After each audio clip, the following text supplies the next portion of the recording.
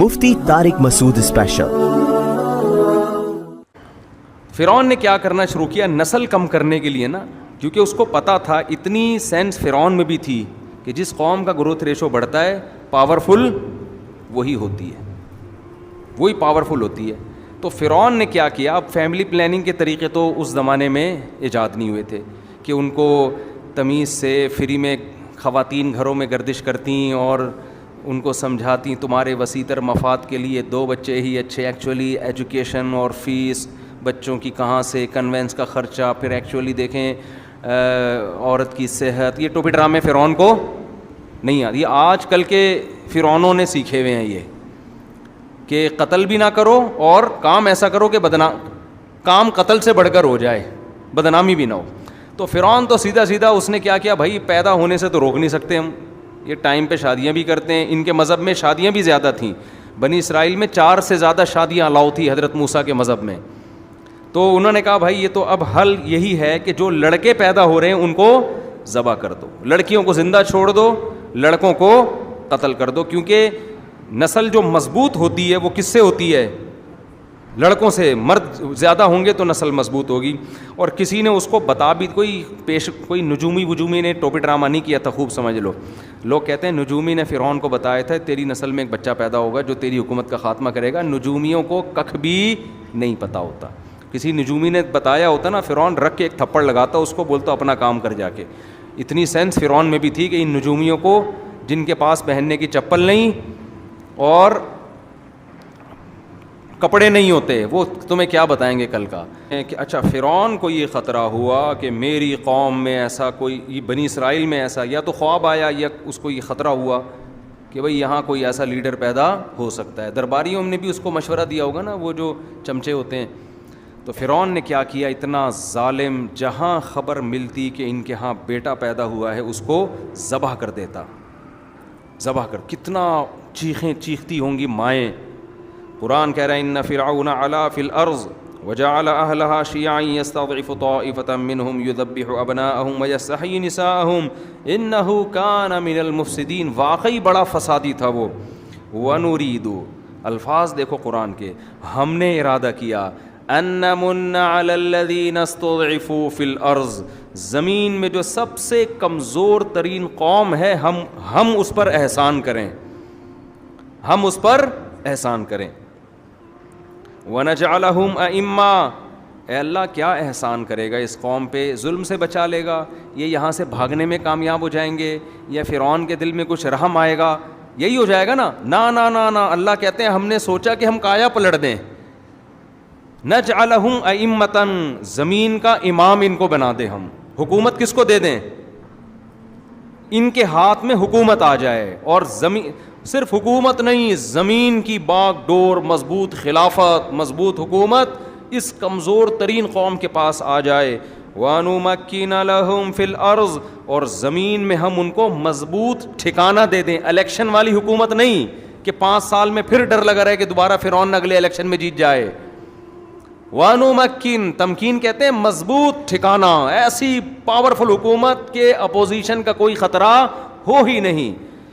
وَنُمَكِّنَ لَهُمْ فِي الْأَرْضِ وَنُرِيَ فِرْعَوْنَ وَهَامَانَ وَجُنُودَهُمَا، اور ہم نے ارادہ کیا کہ ہم فرعون اور حامان، جو اس کا سب سے بڑا چمچا وزیر تھا، وہ اور ان کا جو لشکر تھا، ان کی جو فوج تھی جو ظالم تھی، ہم ان کو دکھا دیں ما کانوا یحذرون، جس چیز سے وہ ڈر رہے تھے کہ ایسا نہ ہو جائے کہ، تو ہم نے کہا ہم ایسا کر کے دکھائیں گے۔ کیسے اللہ نے انتظام کیا؟ وَأَوْحَيْنَا إِلَىٰ أُمِّ مُوسَىٰ، حضرت موسیٰ کی ماں کو جب حمل ہوا اور بچے کی ولادت کا وقت آیا، کتنی مبارک ماں ہیں، قرآن ان کا قرآن میں کیسے ذکر کرتا ہے۔ موسیٰ کی وجہ سے ان کی ماں کی بھی عظمت بڑھ گئی۔ عورت کی عزت میں اس کی اولاد، اس کے شوہر، اس کے باپ کا بہت بڑا دخل ہے۔ اور آج میرا جسم میری ورزی والوں نے عورت کو مرد سے کیا کر دیا ہے؟ رشتے سے آزاد، کوئی رشتہ ہی نہیں رہا اس کا مرد کا، بس آزاد زندگی گزارو۔ وَأَوْحَيْنَا إِلَىٰ أُمِّ مُوسَىٰ، ہم نے موسیٰ کی ماں کو وحی کی، ان ارضعیہ، کہ اسے دودھ پلاتی رہے۔ حضرت موسیٰ کی ماں پیغمبر نہیں تھیں، ولی اللہ تھیں. اس سے پتہ چلتا ہے کہ پیغمبر کے علاوہ بھی کسی پر الہام ہو سکتا ہے, لیکن وہ الہام شرعی حجت نہیں ہوتا, اس سے کوئی مسئلہ ثابت نہیں ہو سکتا.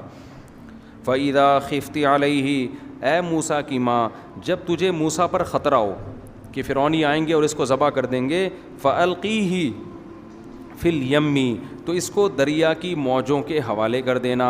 وَلَا تَخَافِي وَلَا تَحْزَنِي, خوف نہ کرنا, غم نہ کرنا. إِنَّا رَادُّوهُ إِلَيْكِ, یہ جو قرآن کے الفاظ ہیں نا, یہ اردو میں ترجمہ ہو ہی نہیں سکتا ان کا. یہ جو بلاغت ہے نا قرآن کی, یہ بیان نہیں کی جا سکتی. اِنَّا رَادُّوهُ إِلَيْكِ, ہم اسے تیری طرف لوٹا کر چھوڑیں گے. ڈالے گی کہاں؟ دریا میں, لیکن ہم اسے تیری طرف لوٹا کر چھوڑیں گے. وَجَاعِلُوهُ مِنَ الْمُرْسَلِينَ, اور صرف ایسا نہیں ہے کہ اس کو زندہ بچا کے تیری گود میں پہنچائیں گے, بلکہ ہم اسے پیغمبروں کی جماعت میں شامل کریں گے. تو قرآن کہتا ہے فَالْتَقَطَهُ آلُ فِرْعَوْنَ, اللہ کی قدرت صندوق میں بند کر کے بچے کو دریا کی موجوں کے حوالے کیا, اور جس سے بچانا چاہتے تھے وہ صندوق اسی کے محل میں پہنچ گیا. وقالت امرأۃ فرعون, جب وہ صندوق کھولا گیا, لایا گیا فرعون کے محل میں کہ بھئی ایک صندوق سے بچہ ملا ہے, نے بھی دیکھا, اس کی بیوی نے بھی دیکھا, دربانیوں نے بھی دیکھا. اب ان کو نہیں پتا تھا, اگر پہلے پتا چل جاتا بنی اسرائیل کا ہے تو مار دیتے, شہید کر دیتے. قالت امرأۃ فرعون, فرعون کی بیوی نے کہا, قرۃ عین لی ولک, یہ میری اور تیری آنکھوں کی ٹھنڈک ہے. لا تقتلوہ, اسے قتل مت کرو. عسیٰ ان ینفعنا, ہو سکتا ہے ہمارے کام آ جائیے. او نتخذہ ولدا, یا ہم اس کو بیٹا بنا لیں. کہا جاتا ہے فرعون کی اولاد نہیں تھی, واللہ عالم, ہم اس کو بیٹا بھی بنا سکتے ہیں. ادھر موسیٰ علیہ السلام کی ماں کو جب پتہ چلا کہ نکلا کہاں ہے یہ بچہ, فرعون کے محل میں, تو قرآن کہتا ہے اصبح فؤاد امی موسیٰ فارغا, موسیٰ کی ماں کا دل صبر سے خالی. مسئلہ یہ تھا اگر وہ جا کے بتا دیتی میرا بیٹا ہے تو لازمی قتل ہونا تھا, وہ سمجھ جاتے تو بنی اسرائیل کی ہیں, لیکن ماں نہیں کیسے بتائے, ان کو تو ویسے ہی کہ بھی میرے دشمن کی گود میں کیوں پل رہی ہے. تو قرآن کہتا ہے ان کادت لتبدی بہی, قریب تھا کہ موسیٰ کی ماں جا کے بتا دیتی میرا بیٹا ہے میرے حوالے کرو. مائیں عورتیں جذبات میں ایسا کام کر لیتی ہیں نا جس سے ان کو فائدے کے بجائے نقصان, جیسے آج کل عدالتی کھلے لے کے نا گھر بیٹھ جاتی ہیں.